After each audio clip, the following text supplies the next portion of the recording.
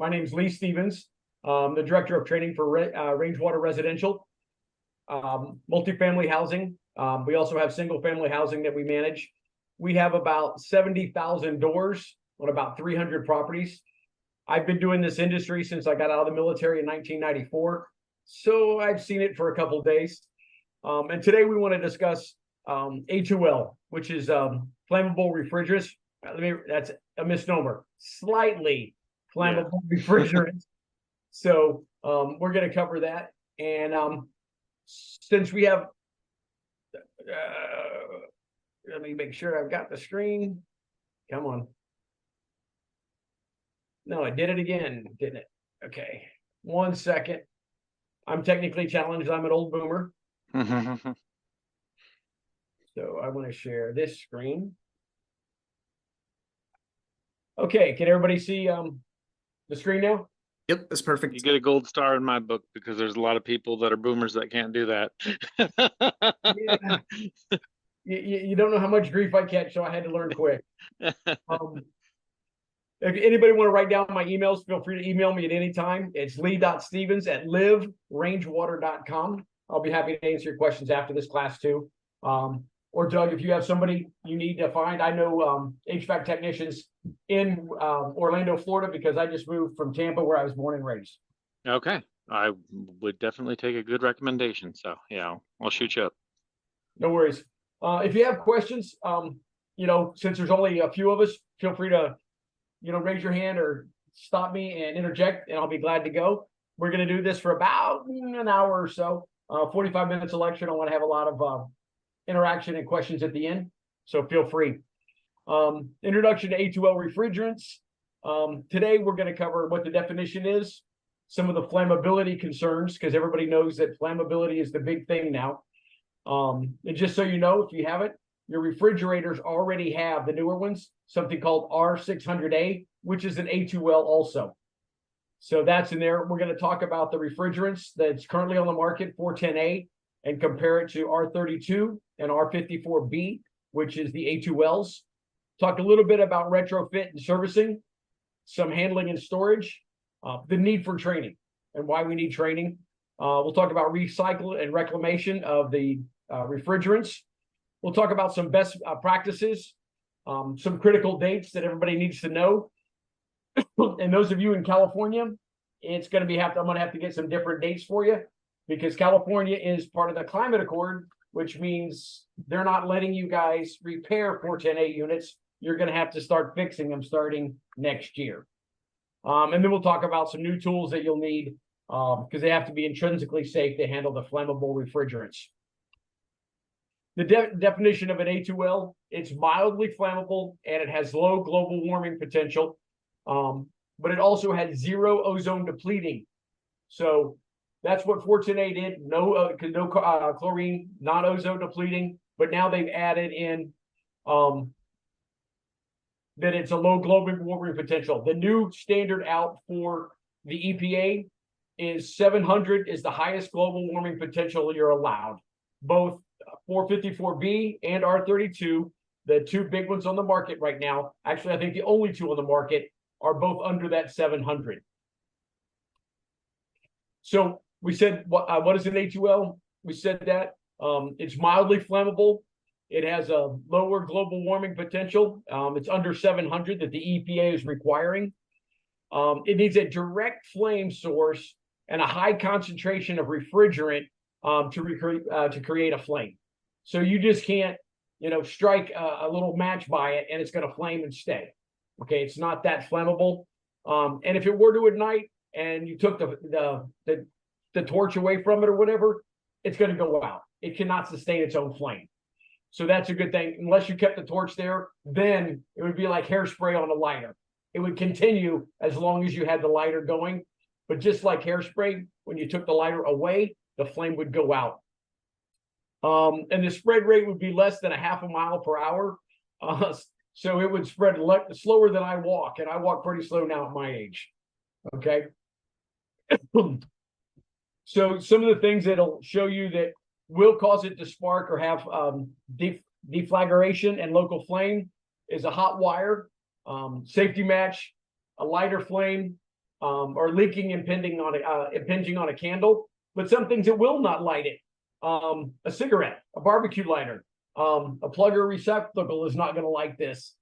Light switch, hand mixer, most of your hand tools and your hand appliances are not going to ignite this. Even a toaster or a toaster oven will not ignite the A2L refrigerants.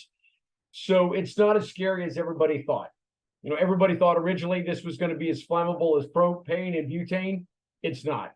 So it takes a lot to ignite it. Some flammability and safety concerns. Some of the things that they're going to make you require is dissipation technology. So we'll talk about that in a second.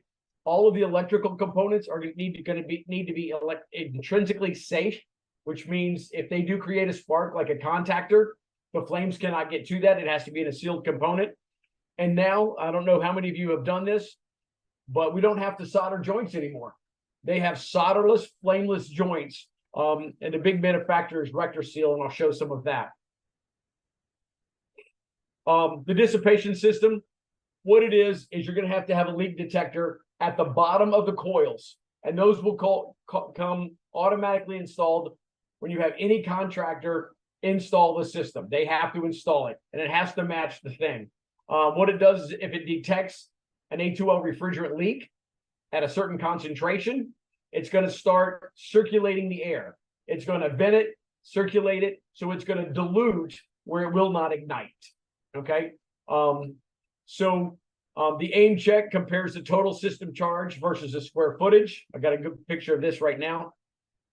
If you have 11 pounds of refrigerant, which is a lot more than your typical 5-ton R410A unit has, you're allowed up to, you have to have more than 167 square feet of occupied space.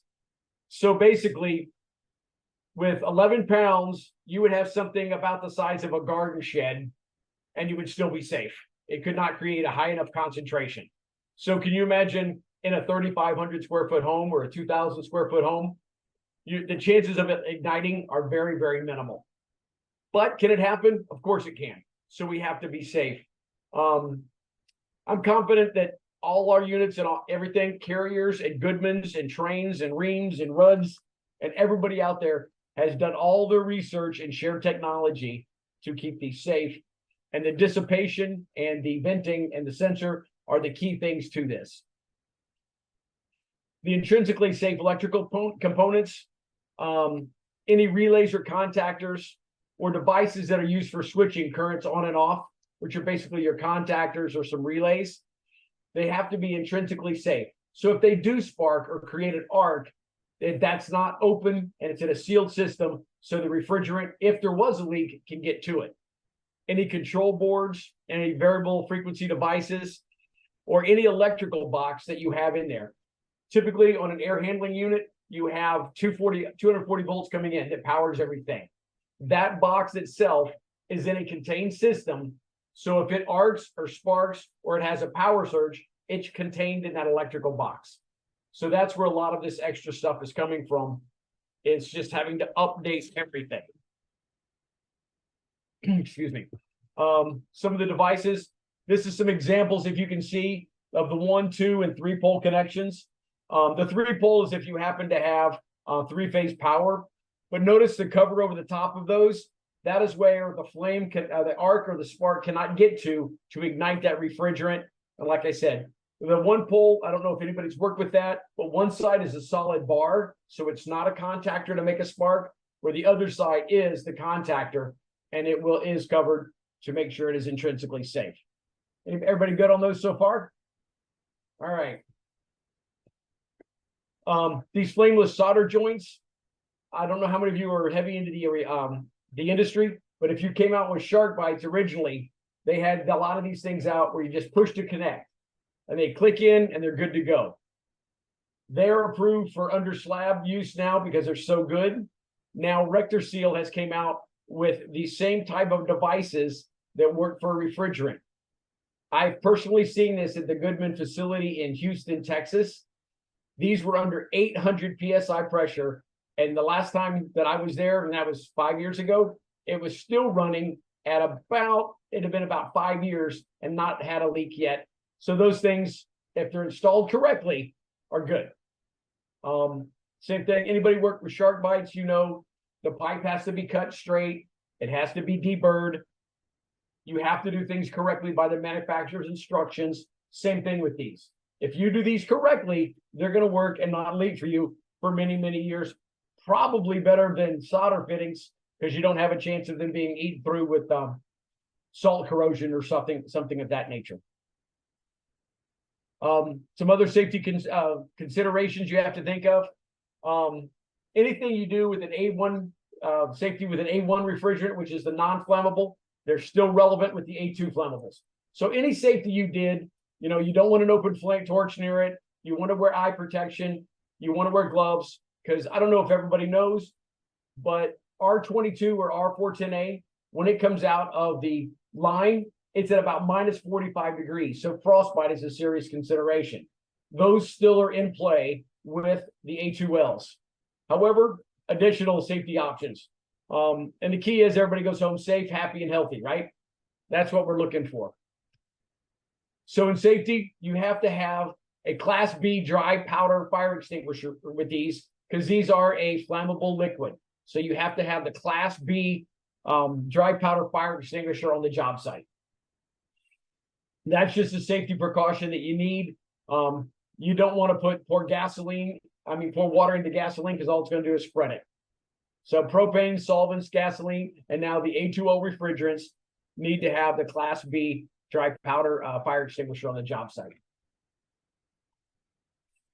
For those of you who don't know, there's 4 types of them. There's metallic fires, electrical fires, burning liquids or gas. This is where this fits into. It's an ABC powder, CO2, water mist cleaning agent, but it's a Class B fire extinguisher that you need to have on site. Work area clearances. This is not a mandatory and it's not code, but anytime you're working on it, or if you're servicing it or installing, you would like to have a 10-foot area around you clear. You don't want other people in there. You don't want combustibles in there. You want to make sure that you have a 10-foot area of open space for all your work clearances. We're moving through this pretty quick. I hope you guys got some questions for me. Some of the comparisons of A2Ls. Currently, we still have R22 in the market, and if people use that with their drop-in replacements, MO99, 407C, 421, they're still out there, but those are phased out. Those are going out. You can't even buy 22 anymore, except reclaimed. The current main HVAC refrigerant out there is the R410A. Like I said, that has a higher 2088 global warming potential. So it does not meet the new EPA standard. So that's why they went to the R32 and the R454B. This has, like I said, the glow zone,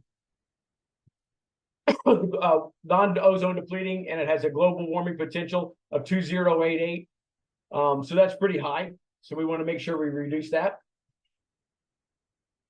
Is everybody working with 410 now or have that in their systems? In California, it's probably all that's out there. I don't think even 22 is allowed out there anymore. The R10 is a phase down. It is not a phase out. In 22, they went to a 10% reduction, so only 90% of the original production was available. This year, they dropped it another 30%. They're not dropping it again till 2029 when they're dropping it another 30%. But even all the way out to 2036, there's going to be a total of only 85% reduction. So you'll have at least 15% of the current production available. And most of that's going to come through recycled and reclaimed refrigerant. There'll probably be no more virgin R410A produced. Are we okay with that? Okay. All right. Don't hesitate to ask questions. Some of the R32 properties, it's 100% R32. It's not a blended refrigerant, it's one. But one thing that they do recommend on this, if you charge any of the 410As or other of those or blended refrigerants, you always had to use a flash adapter to make sure you got no liquid into the compressor. Even with the 454B, which is a blend, but even with the R32, which is a single component, you still need to use a flash adapter. And the reason being, the new compressors that handle the R32 are a lot more sensitive. So even if they detect a small amount of liquid, it's going to set off switches and trips that go ahead and shut the compressor off so you don't destroy it. In some of the test systems they've had a lot of them returned because they stopped working. Well, they weren't using a flash adapter. And for those in a maintenance industry, people will shake a jug to try and get it to fill faster, and some liquid will get in there if they don't have the flash adapter, and then that will cause those compressors to go bad. All right, Chris is back. Welcome back, Chris. 454B is a low GWP. It's the lowest one out there. It's at 466. It is mildly flammable. It's 68 or 69% R32, and the other 31% is R1234YF. And currently, that's what you use in automobiles. Is 1234 1234YF. So it has the lowest global. It's still mildly flammable. It's still a blend. You still have to load it with a flash adapter, and it comes out as a liquid. So it has to go through the flash adapter as a liquid. It goes to a vapor before you install it. One of the biggest questions I get is, I heard there's propane or isobutane or all these things inside of 454B and R32. You want to know the answer? No. They're strictly a refrigerant. Do not hook this up to your barbecue grill and think it will work. It will not. It will not sustain the flame propagation. It's no ways near. These are A3s. These are flammable. Propane isobutane is flammable. You want the A2Ls, which is the R32 and the 454B. Just so you know, for those of you who use Carrier products, they use the 454B with Chemours, and Goodman is using the R32, and those two systems are not compatible. You cannot swap or put 454B refrigerant into a 32 compressor or vice versa. They will destroy the other one. The oils are not the same. They have to be their own system. I know when I started out, when we were using R22, some people, I won't mention any names, but mixed in MO99 on top of it, or maybe a 407C. Did it work as efficiently? Probably not, but it didn't destroy the compressors. Now, if you put the wrong refrigerant in these two new compressors, it will tear it up, and there's a good chance you're buying a new compressor. And by the way, Goodman and Carrier both receive the compressors back for analyzing them to make sure if they're going to cover it under warranty or not. Okay, so PowerPoint, there we go. Okay, this said that servicing and maintaining, proper maintenance and preventative maintenance of all AC systems should have been accomplished since day one. We call them best practices. So you need to make sure these are maintained. Now it's not a best practice to maintain them. It's mandatory. You have to make sure that your coils are clean. You have to make sure that your outdoor coils are clean, that your fan motors, that you're putting the right parts in there. So the specialized training is more just that you have to adhere to all the safety protocols. I'm also an OSHA instructor, and I've taught lockout, tag out for years. And I still have people this day trying to change things live and hot and get zapped with electricity. Now, a lot more things can happen if you try and do these things by not following the proper safety protocol. But other than that, troubleshooting is troubleshooting. For those of you who have worked on 410A units, if the outside unit's not running, no power, could be the capacitor, could be the contactor. So it's the same troubleshooting steps you would go through with the current systems. It's just now you have to be more cautious with the safety. Potential impacts. Guess what? Do you think the price is going to go up before 10A now? I was talking with Lowe's Pro and HD Supply last week, and they've already had a 10% increase in price of the R410A. So even though they probably have plenty on the shelf, guess what? They're still going to jack up the price. It's supply and demand. So you need to start planning ahead. Audit your tools. Make sure you need to plan for the new ones. A lot of them out now, and a lot of the ones you've been buying for the last couple of years, vacuum pumps, gauges, recovery machines are all already A2L compliant. And that's the thing, when you buy one, make sure it says A2L compliant on them. And start training your staff now and having the conversation. And if you guys want to email me, I can email you Carrier's installation guide for all of these. Even though you're not going to be installing these now until probably January of 2025, they're going to start releasing them in Q3 and Q4. The straight cool, the heat pumps, they're releasing them in Q4 and Q3, but the mainstay of them won't be out until 2025. Plan for additional cost and additional labor times, because guess what? The more time you take on safety, it's going to take you a little longer. Getting your 10-foot clearances and your setbacks and everything of this nature. Some other things. Anybody just picture out what this is right here? That blue arrow going around there? The R410A, not 410A, I'm sorry. Yeah, pressure relief. The flammable refrigerants are left-handed thread jugs. Left-handed, that way you can't walk up to the wrong unit and put the wrong gauge on it. Okay, they do have adapters that will mount to it, so you can put it on there. But that'll help you notice when you get there, guess what? It's a left-handed thread. It's not 410A or 22. And those are also going to be noted. We'll cover in a minute too. They're going to be white jugs now. 32 and 454B will be white jugs with a red stripe. The red stripe indicating that it's an A2L inflammable. Split system contactor. Notice it's intrinsically safe. This one cannot spark because guess what? That's a solid bar across that one pole. The filter dryers, guess what? They are approved and they're HFC, HFO, A2L, R410A. They're all the same. The only difference is these now will come with the quick connects or the flameless solderless fittings on a lot of the A2Ls, so you don't have to worry about that. The new TXV valves and the bulbs, those are going to be fully mechanical now, and you'll still have two of them on a heat pump, one inside, one outside. But those are some things you're going to have to consider when you're looking at switching to the new units. Oh, and by the way, you cannot use a 410A air handler with an A2L condensing unit or vice versa. Okay, it has to be a matched system. Some people ask me that question. The good thing is on the new condensing units, they're going to be straight stub outs for easier access. Here's your Schrader valve. So they're going to be easier access. They're going to have push to fit and press fit connectors are going to be allowed for these. They're not going to be available over 10,000 feet. So trying to think if we have a city that's over 10,000 feet.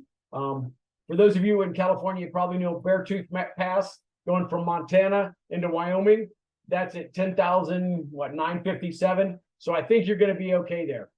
You have to install the indoor air units more securely. Why? Because of all the sensors, like that one on the white on the picture on the left, those sensors have to be in this location. They can't come off. And that's at the bottom of the coil. So that's where it's going to sense the refrigerant. And that's where it's going to set with those lines. It's going to trigger your dissipation device. It's going to have it start dissipating and start venting and diluting the air so it will not ignite. And take precaution to prevent piping ruptures. You don't want it to move. You don't want it to rattle. Notice all the wrapping around these. Back in the day, a lot of times we didn't even have piping around those on the indoor unit, only on the outside. So a little more precaution, a little more safety, a little more care and due diligence in what you're doing. Labels, labels, labels. You got a fan coil label. It's going to have danger, risk of fire, flammable refrigerant used. How many people never read these? I would say the majority of the industries. The other thing I tell people is, how do you know what refrigerant is in that condensing unit or in that air handler? The easiest way is to read the label. right? I mean, read the label, it tells you on there. The evaporator coil, once again, it has the flammable refrigerant used to be prepared only by trained service personnel. If you'll notice at the bottom of the evaporator coil label, it says leak detection system installed. Unit must be powered except for service. You have to leave that leak detection service on. It has to have power all the time, even when the unit is off. And then if you look at the outdoor unit label, that's the one on the right. It goes into refrigerant group, safety group A2L, tells you risk of fire, all the different things you need to do. For those of you who are in this industry and have done the maintenance for a long time, there's something called safety data sheets out there. They make them for these refrigerants. It tells you what PPE is required, what the proper handling instruction is, what to do if you ingest it, get it absorbed, get it in your eyes, any of those things. I would recommend, if you have any of these on your properties, go ahead and please have your whole entire staff read these, because it is available now and it's out there. The rollout schedule in 2024, 410A units are still going to be the primary that you're going to order. If you have or want to replace a complete unit in your apartment or your home or whatever, you can still buy a complete 410A unit. Heat pumps will start to be manufactured at the end of Q2. That's not true now. They're going to be coming out in Q3 and Q4. And straight cool units will be Q3 and Q4. Let's see, is this the next slide? Yeah. As of the last note that came out from the EPA, you can buy, okay, let me explain this first. In 2025, January 2025, you are no longer allowed to install a complete R410A system. If you have to replace both air handler and condensing unit, it must be an A2L everywhere. Okay, in all states except at 12, and unfortunately, including California, you have to go to that all the time.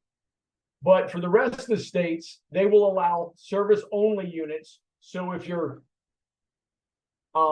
air handler goes bad, you can replace just the air handler with a 410A air handler. You don't have to replace the whole thing. Okay, or you can replace a condensing unit without the air handler, and that's for 2025, and that's also for the foreseeable future. You still have service-only parts for 410A units that are going to be available. They have not set an end date with that. They say that you're going to have them available for the life of the unit. So what's the average life of a AC unit is what, 10 to 15 years? So we probably have that much longer needed to replace parts and work on 410A. But what I said, if both need to be replaced starting in 2025, you must go to a low GWP or an A2L unit. Complete 410A outdoor split units are considered service components. So as long as you're doing just the condensing unit, or is everybody in California in the call? Because in California, you're going to have to replace the whole unit. They're not going to let you go to 410A service only units. Most of the states will. There's 12 or 13, I can't remember, that will make you go to the whole thing. California laws, everybody knows Cal OSHA and all of the things that they do. So starting in 2025, be prepared to switch to a complete new system. This only applies to existing units for ones that you're repairing, but you can buy contactors and all this. You can buy a new A2L contactor or capacitor and put it in a 410A unit, but you can't put a 410A contactor in an A2L unit because it's not intrinsically safe. They're backwards compatible. Everybody good with that one? Okay, thanks for nodding, Doug. The handling of the and storage of the A2Ls, guess what? No different than what we've got now. But you'll see A1s don't have a red band. A2Ls have a red band on it, so you know it's flammable. A1s, when you were done with the refrigerant, you vacuumed out what was left and you knocked out the rupture disc. You just poked it out, or if the pressure got too high, it would pop it, right? Now, with the A2Ls, they have a pressure relief valve. So if there's too much heat or the pressure in an A2L cylinder builds up too much pressure, it will open just like a water heater pressure relief valve, open it up so the pressure is below limits, and it will shut. But once that jug is empty, once again, you recover everything, and then now you have to physically rupture it and punch a hole in it to be invalid. Everybody knows R22 and 410 came in 30-pound jugs. A2L refrigerants, maximum 25-pound jugs. So don't let the fool of the price fool you. You're dividing by 25 per pound, not 30 per pound. Just kind of like potato chips. Same price, but the bag is just, I got less in it. Storage, always check your local requirements. And I think all 1, 2, 3, 4 of you are in California. California has their own special rules, and each county might have a special rule. But presently, A2Ls do not need to be climate controlled. Would I leave them in Arizona and Phoenix in the middle of summer? No, that's common sense. But storage bay must take into accountability of not allowing runaway temperatures, like if they're near something that's going to generate a lot of extra heat or whatever. There's no maximum amounts of A2L you can have in your shops or anything like that. You are limited on the size of the container that you can transport. So you probably have it all delivered, and you're probably not going to bring 10,000 jugs to your property, so you're covered there. Even the big distributors such as HD Supply, Lowe's, Chadwell, Ferguson, I think they're allowed up to 40,000 canisters of A2L in their facility at a time. That's more than I think we're going to handle. Store the containers upright, secure the containers, same way we always did. If you have a service van, these can be stored at the angle, slid in, just like the A1s. So that is pretty much the same thing. Importance of technical training. Currently,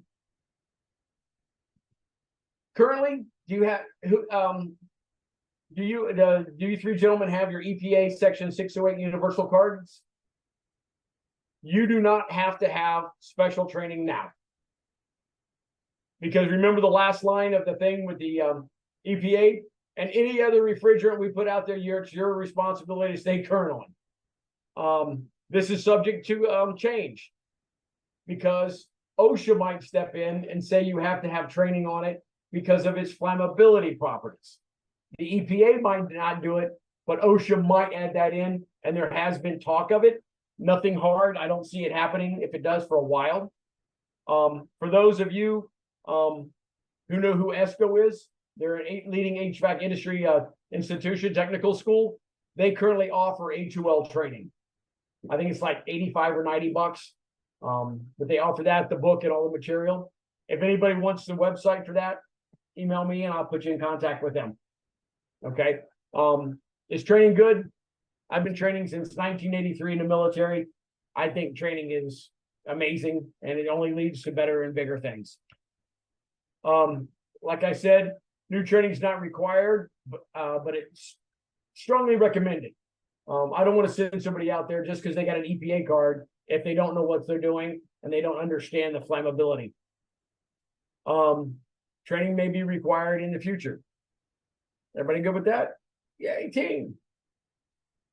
Refrigerant reclamation and recycling practices. You're responsible for reclaiming all the refrigerant. If any of you work on refrigerators and you're using that R600A, that is not a HFO. You guess what? You get to hydrocarbon. You can just disperse it into the air because it's a naturally occurring substance. But R32, R454B have to be recovered just like any others. I've been asked, well, since they're both A2Ls, can we mix them? No, you're changing the dynamic, and we're not chemists. We don't exactly know at what limits they do different things. So be smart about it.